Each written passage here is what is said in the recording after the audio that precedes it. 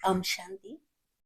బ్రహ్మలోని మరొక నిగూఢ రహస్యాన్ని తెలుసుకుంటున్నాం కదా! హృదయమోహన్ దీదీకి ఏ విధంగా సూక్ష్మతనంలో బ్రహ్మబాబా యొక్క అవ్యక్త స్థితి స్పష్టంగా ఆమెకి సాక్షాత్కారం అయిందనమాట.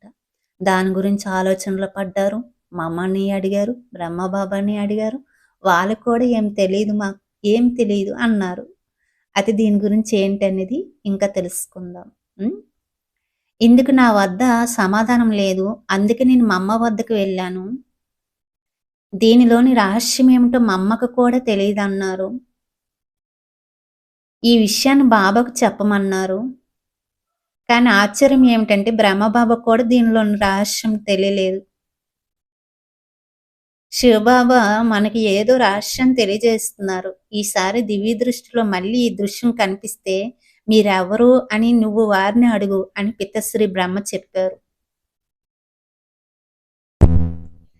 ఆ రోజు గడిచినది. మరుసటి రోజు సాయంత్రం నేను మళ్ళీ ఆత్మస్థితిని అభ్యాసం చేస్తున్నాను.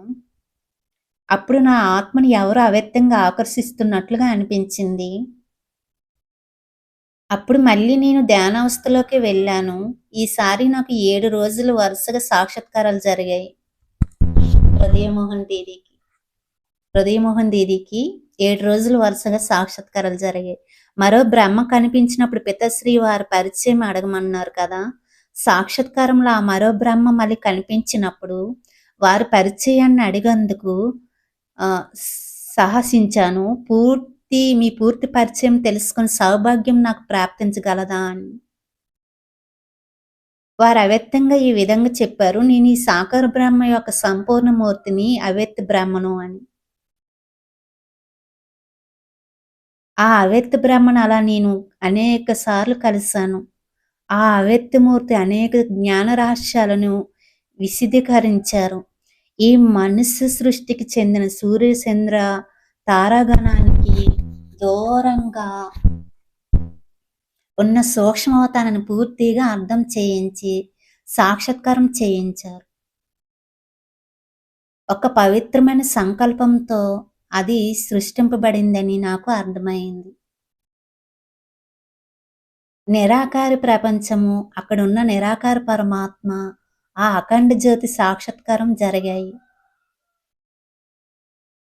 ఆ తర్వాత నేను సాకార సృష్టి యొక్క మహావినాశనం దృశ్యాలను చూశాను. వినాశనం తర్వాత సత్యయుగ స్థాపనను కూడా చూశాను. అక్కడ వారు మాట్లాడే భాషను నేను విన్నాను. వారు ధరించే వస్త్రాలు, తలుకు బలుకులను చూశాను. వారి దినచర్యను గమనించాను. రాజదర్బారులో ఉండే ఆచారాలను వీక్షించాను. ఇవన్నీ హృదయమోహన దీదీకి సాక్షాత్కారాలు అయ్యాయన్నమాట. నేను మళ్ళీ అవ్యక్త బ్రహ్మను చూడటానికి వెళ్ళినప్పుడు వీరు ఎలా సంపూర్ణ బ్రహ్మగా అయ్యారో అర్థమయ్యింది. శివబాబా కూడా తప్పకుండా వారితో ఉన్నారని అనిపించింది.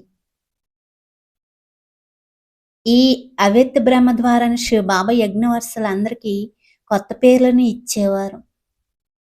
కానీ ఇప్పుడు ఆ విధంగా కొత్త పేర్లను పిల్లలకి ఇవ్వడం లేదు, కానీ సందేశ పుత్రికల ద్వారా సందేశాన్ని మాత్రం ఇస్తున్నారు. ఇటువంటి సందేశాలలో ఈ కిందది ఒకటి ఏంటి, అవ్యక్త బాబ్దాదా నుండి వచ్చిన అలౌకిక దివ్య సందేశం. తర్వాత నెక్స్ట్ తెలుసుకుందాం. ఇప్పుడు హృదయమోహన్ దీదీకి బ్రహ్మలో మరొక నిగూఢ రహస్యం ఏంటి అనేది ఆమెకు మాత్రమే సాక్షాత్కారాలు అయ్యాయి అన్నమాట. ఏంటనేది తెలుసుకున్నాం కదా. ఓకే.